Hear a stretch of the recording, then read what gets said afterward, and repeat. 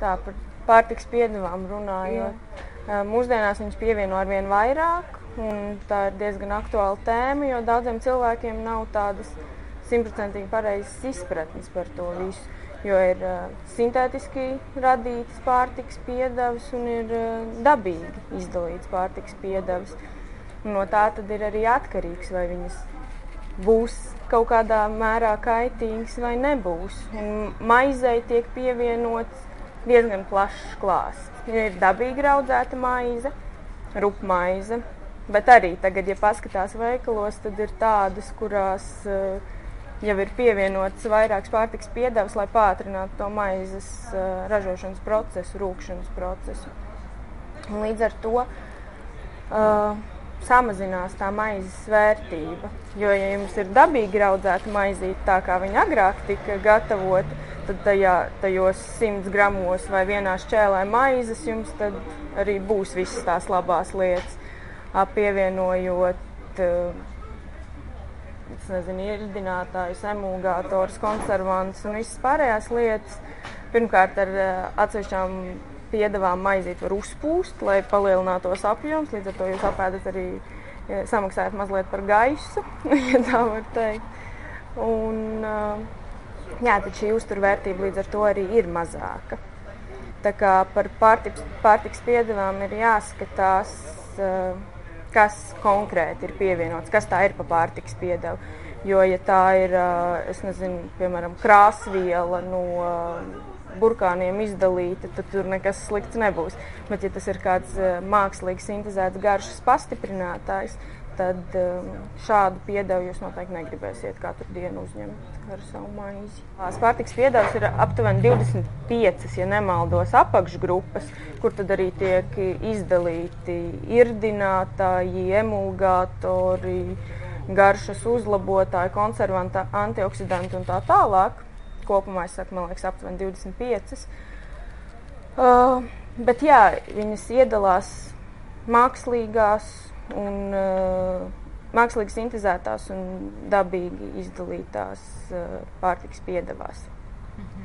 Ir arī speciālas aplikācijas jau uztaisītas tagad mobilajos tālruņos, kur jūs varat, ja jums ir aizdomas par kādu piedevu, ierakstīt telefonā un apskatīties, vai viņa ir kaitīga vai mazāk kaitīga. Jo bieži vien jau cilvēks izvēlās vairāk vai mazāk vienu un to pašu produktu. Ja viņš ir pieredzis pie tās vienas maizes, tad viņš visbiežāk to arī lieto.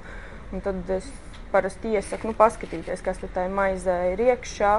Un, ja tur varbūt ir kaut kādas nevēlamas vielas, tad pārslēdzamies uz citu maizi. Bet tā, no galvas es arī nepateikšu visas pārtikas piedevas, kuras ir kaitīgas, kuras nav kaitīgas. Tas ir, tad jāskatās konkrēti produktam. Ir jābūt ļoti lielam speciālistam, vai ar izteiktu garšas izjūtu, lai pateiktu, vai tā maizīte būs dabīgi audzēta, vai viņai jau ir pielikts klāt rauks un skābes, lai ātrāk visi šie procesi notiktu.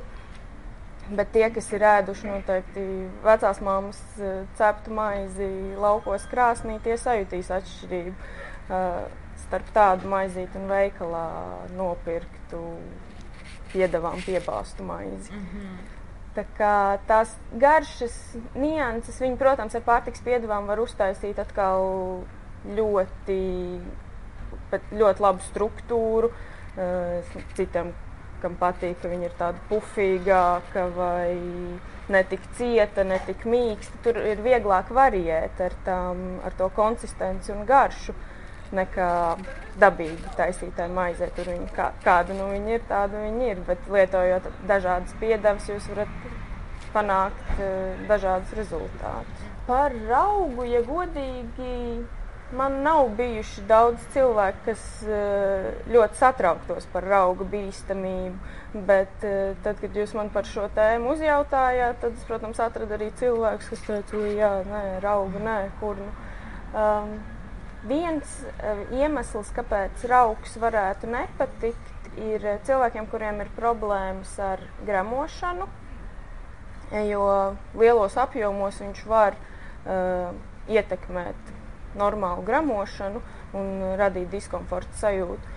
Un otra lieta, ja ir sēnīšu infekcijas organismā. Sievietēm diezgan bieži ir tā saucamā piena sēne, un tad tā kā neiesaka vēl papildus uzņemt raugu, kas tā kā varētu pasliktināt to situāciju.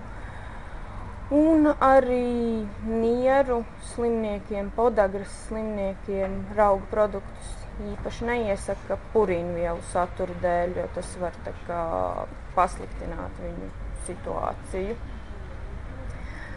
Bet normālam, veselam cilvēkam maize, kurā ir raugs, neko sliktu nenodarīs. Jo raugs ir mikroorganisms, varbūt arī cilvēkiem ir mazliet vēl, tāpēc, ka raugs pieder pie sēņu valsts, un tās sēnītes ir pelējuma sēnes, kas veidojās uz maizes, ja mēs viņu atstājam. Jo viņš pieder pie tās pašas grupas, bet viņš nav kaitīgs organismam. Patiesībā raugs satur gan olbaltumvielas, gan ogļhidrātus, gan arī B grupas vitamīnus un minerālu vielas. Tā kā viņš ir pat noderīgs veselībai. Tā kā par to satraukties nevajadzētu. Bet, kas attiecās uz raugu pievienošanu maizei pagatavošanas laikā, tur ir tāda nianse, ka dabīgi raudzējot, ja mēs ņemam rupmaizi, piemēram, viss process notiek pakāpeniski, un raugs, kā presēts raugs, netiek pievienots. To dara tagad rūpnīcās, lai pātrinātu visu to procesu, jo tad tas neaizņem tik ilgu laiku. Dabīgi raudzējot maizi, sajaucās tās raugu sēnītes, kas ir gaisā, ar ogļhidrātiem, cukuriem, tas, kas ir miltos.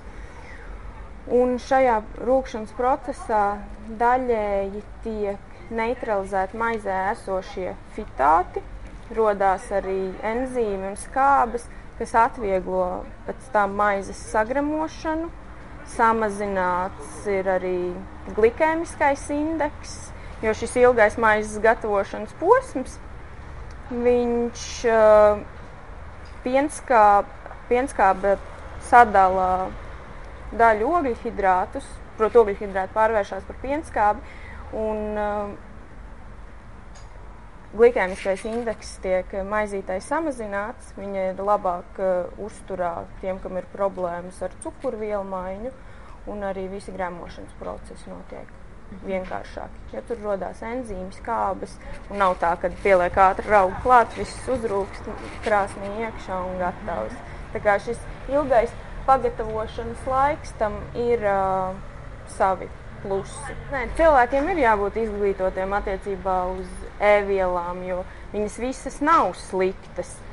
Un, kā mēs runājām, sliktu vai veselībai bīstamu e-vielu lietošanu neviens neatbalstīs. Tas tiek kontrolēts ar likumu, un dažādas iestādes kontrolē attiecīgo vielu pievienošanu.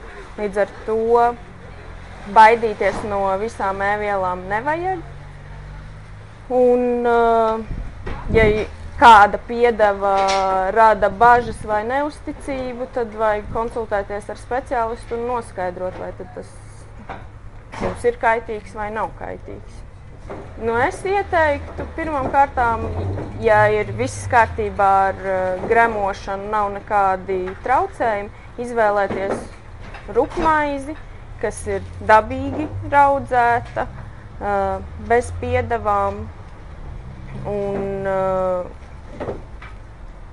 pārsvarā izvēlēties šo pilngraudu rupmaizi, kurai nav papildus pielikti klāti kviešu milti vai kādi citi uzlabotāji, jo tā sniegs maksimālu uzturvērtību, ko mēs varam iegūt no graudu produktiem, jo ir samalts visas grauds, līdz ar to mēs dabonam gan šķiedru vielas, gan olbaltumvielas, gan ogļhidrātus, gan arī vitamīnus savā uzturā.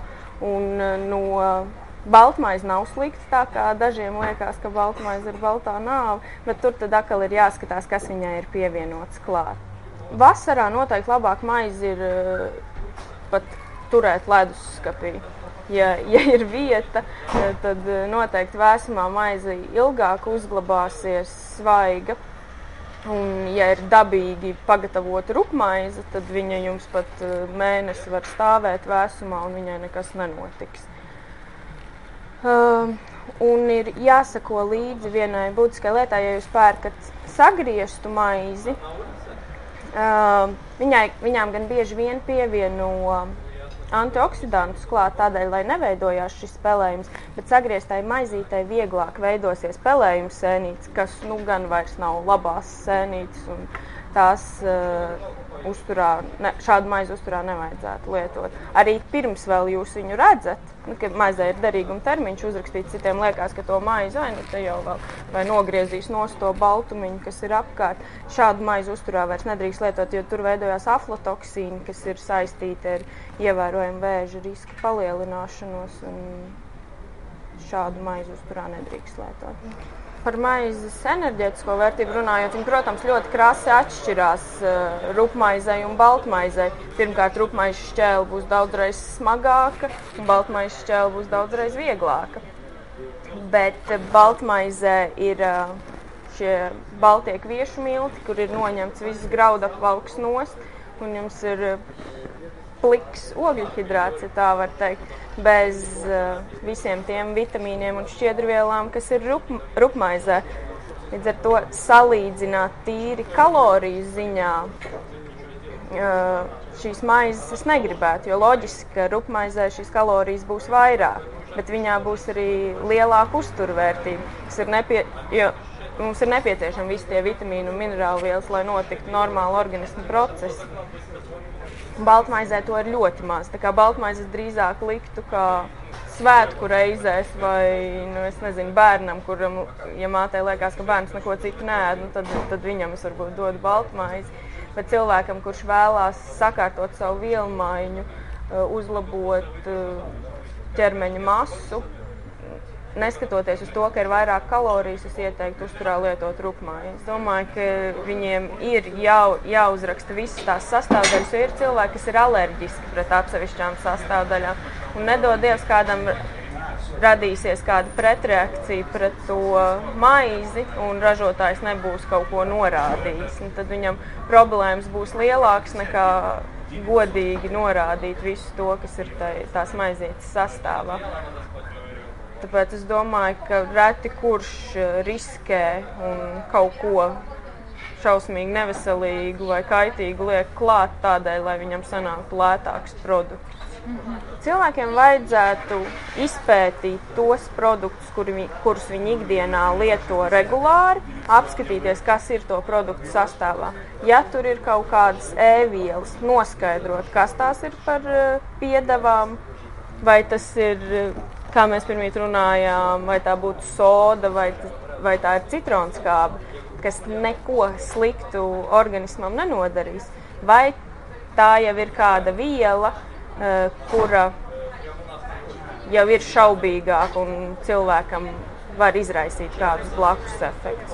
Tāpēc ir jāsako līdzi etiķetei, kas uz tās rakstīts, un jāizvēlās pēc iespējas dabīgāk ražots produkts.